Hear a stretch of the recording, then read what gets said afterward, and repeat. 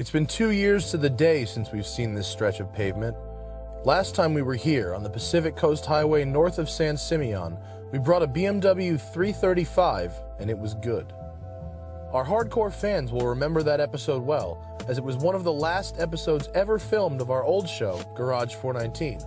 What no one knows is why we chose the 335 on that day. It's because the M3 wasn't available. 2 years and 25,000 subscribers later, we've returned to the world's most famous coastal road with this, the BMW M3 Competition Coupe, the fastest production M3 that you can buy in America.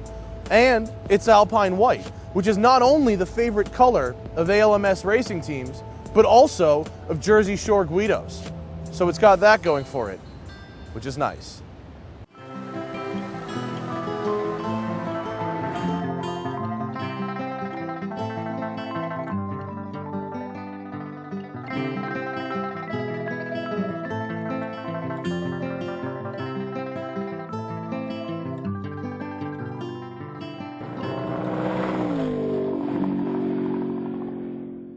If you can't see, you can't drive. It's why I hate the Camaro and why Lamborghinis come with backup cameras. It's also why I wear Dylan Optics sunglasses. They don't just look cool, they work. Their NIR technology reduces reflections within the lens, helping the world see much, much more clear.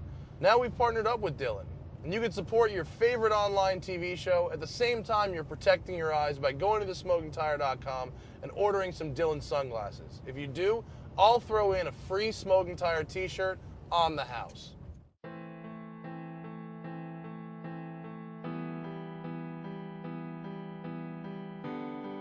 When I think of a BMW M3, I think of one word, a word which, by no coincidence, has been used by every single journalist to step behind the wheel of one: benchmark. The car by which all other sport coupes are judged. And it's been that way since the 80s. 25 years ago, BMW designed the original M3 on the same principles that made early Ferraris great: race car first, street car second. That car, cherished today by collectors and drivers alike, continues to define the terms balance and feel, and journalists still refer to it as one of the best handling cars of all time. But if you park that car next to this car, you'll realize exactly why it handles so well. There's nothing to it. Even a base spec Miata comes with more equipment than an E30 did. The new M3, despite being half a ton fatter than the original go-kart E30, does have a few things going for it. First, there's the horsepower. The E30 M3 made 195 horsepower in 1987. This one makes 425 with the M Performance exhaust. And the best part is, as the exhaust breaks in, the sound insulation inside it starts to break down, and it gets louder and more powerful over time. Listen to this.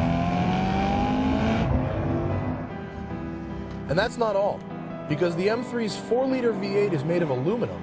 It's 33 pounds lighter than the old inline 6, which enthusiasts of the brand will tell you was made entirely of diamonds. And the V8's not just lighter and more powerful than the inline 6 it replaces, it also revs higher too.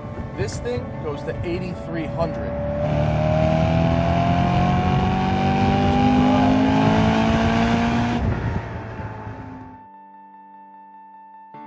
But it may not be for long.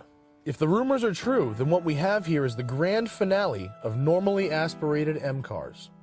It's no secret that BMW is looking to turbochargers going forward for all of their M cars. The X6M, X5M, M5, 1 Series M, and the next generation M3 will all have twin turbo engines. And my brain agrees with that logic, because turbochargers are both more powerful and more efficient. But, and it's only one but, there is one good reason for keeping this V8. It's the sound it makes when you do this.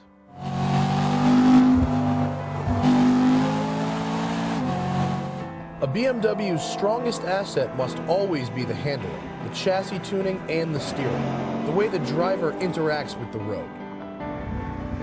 And the competition package only adds to that. It sits a ½ inch lower and has a ½ inch wider track, The CSL wheels with Michelin Pilot Sport tires don't just look good, they're functional. They're original equipment on the Europe-only M3 GTS and add ride quality and grip over whatever this thing comes with stock. Remember, the M3 is not a hardcore track junkie car, although it certainly has the chops to be.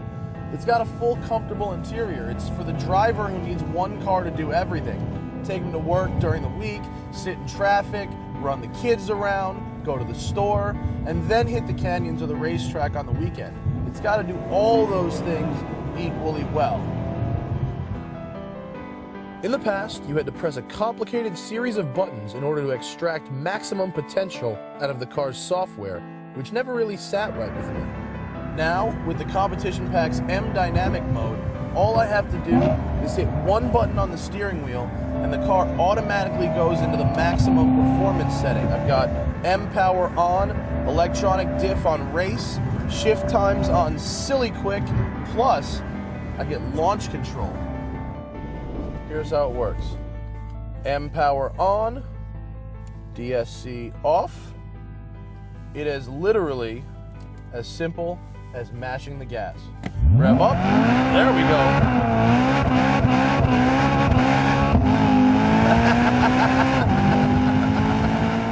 With the Competition Pack, M Performance Pack, and Technology Pack, this thing's fully loaded, and it comes with a fully loaded price.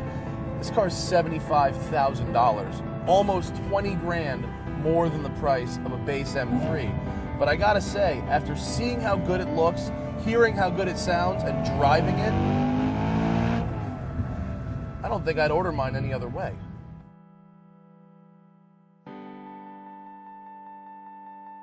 Yes, it's true that a $35,000 Mustang GT can keep up with an M3 on the racetrack.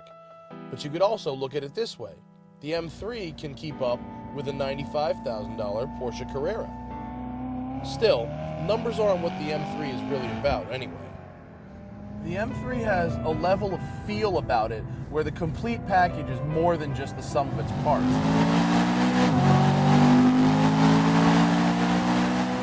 Even though it's nearly 2 tons, even though it's got flappy paddles and is stuffed with electronics, and even though it doesn't win any individual category outright, it comes second place and a very close second in nearly all measures of performance.